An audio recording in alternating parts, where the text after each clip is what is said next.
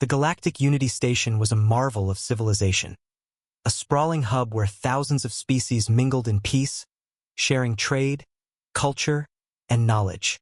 Its cafeteria was perhaps the most famous of all. A grand dining hall filled with every edible delicacy from across the known galaxy. The menu spanned 500 pages, offering everything from the nutrient-rich mud of Kreethar swamps to the delicate vapor fruits of the Solari Nebula. No species had ever caused a disturbance there. No one dared. The cafeteria was sacred, a neutral ground where politics and rivalries melted away over shared meals. That is, until the humans arrived. The first human delegation was small scientists, engineers, and one soldier for security.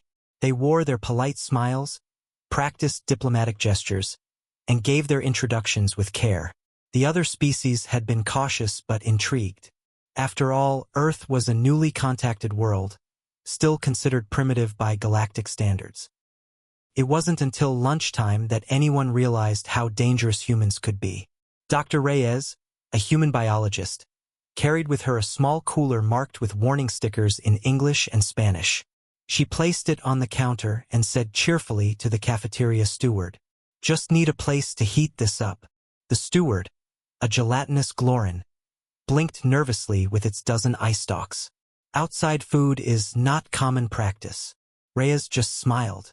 "Trust me, this will be worth it." The smell hit first. Within minutes of warming her meal, the cafeteria filled with an aroma so strong, so alien, that dozens of species stopped mid-bite. Some gagged. Others salivated uncontrollably. Conversations halted. Antennae twitched. Mandibles clicked. The scent was greasy, salty, and rich, something utterly unlike the sterile nutrient pastes many species lived on. Reyes had brought fried chicken. The reaction was immediate chaos. A Rilex diplomat fainted outright, its sensitive olfactory tendrils overwhelmed. 2 MR Arcani warriors leapt over their table, convinced the humans had released a biological weapon. A cluster of Delvern merchants demanded samples, certain this weaponized scent was some form of narcotic. Security drones scrambled. Announcements blared through the cafeteria speakers. "Attention! Unknown chemical agent detected. Evacuate immediately." And yet not all fled. A Kithari trader scuttled closer, for eyes wide, mandibles chittering. You eat this? For pleasure." Reyes, calmly tearing into a crispy drumstick, shrugged. "Of course, it's comfort food." "Comfort food?" echoed an aghast officer. The humans explained, almost casually, that Earth's cuisine was built on extremes. Spices that burned, flavors that seared, acids that puckered the tongue. Where most galactic species viewed food as mere sustenance, humans turned it into challenge, art, and even battle. By then, the smell of fried chicken had seeped into every air filter.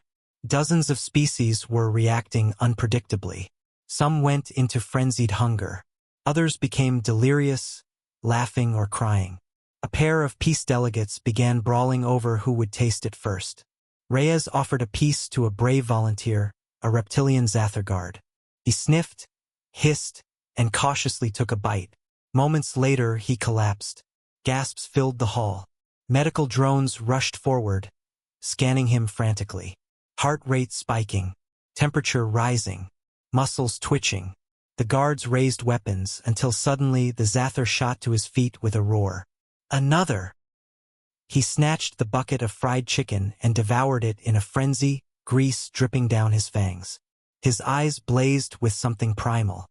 The cafeteria erupted into pandemonium. Word spread across the station within hours. Human food was dangerous, addictive, potentially civilization-shattering, and yet irresistible. Everywhere, species began demanding samples. Humans, ever entrepreneurial, set up makeshift stalls selling burgers, tacos, curries, and hot wings. The cafeteria could no longer contain the crowds. Queues stretched across entire docking bays. Black markets formed overnight.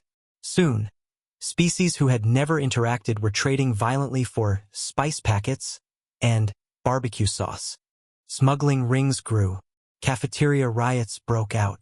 One interstellar council session was delayed because half the delegates were suffering from something humans called heartburn.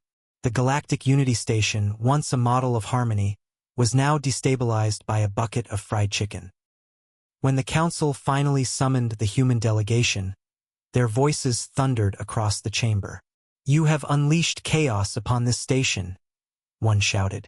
"Your food disrupts biology, politics, and diplomacy alike," accused another. Reyes only raised an eyebrow. "We warned you we bring strong flavors." An elder Solari, shimmering with light, leaned forward. "Why? Why would any species eat something so volatile?" The human soldier chuckled. "Because it tastes good." The chamber fell silent at the simplicity of the answer. No galactic species had ever considered eating for joy, for comfort, or for thrill. Food was fuel. To hear otherwise was madness. But to the humans it was life. It didn't end there. Other foods were introduced: pizza, chili peppers, pickled jalapenos, ghost pepper sauces. Some species achieved euphoric highs. Others hallucinated. A few developed entire religions around the sacred spice. Galactic economists began warning of collapse. Human food markets threatened to outcompete centuries-old trade routes. Factions formed, with some demanding restrictions and others begging for more imports. The cafeteria was never the same. Armed guards had to patrol mealtimes. Spice cartels flourished in shadowy corners of the station. At least 3 minor wars broke out across neighboring systems, all sparked by disputes over human food shipments. And still, humans kept cooking, smiling, and sharing. The Zorith ambassador, whose empire once feared nothing, summed up what the entire galaxy had come to realize. These creatures, they conquered us without firing a single shot. They used fried meat. The humans only grinned. Because for them, this wasn't war. It was just lunch.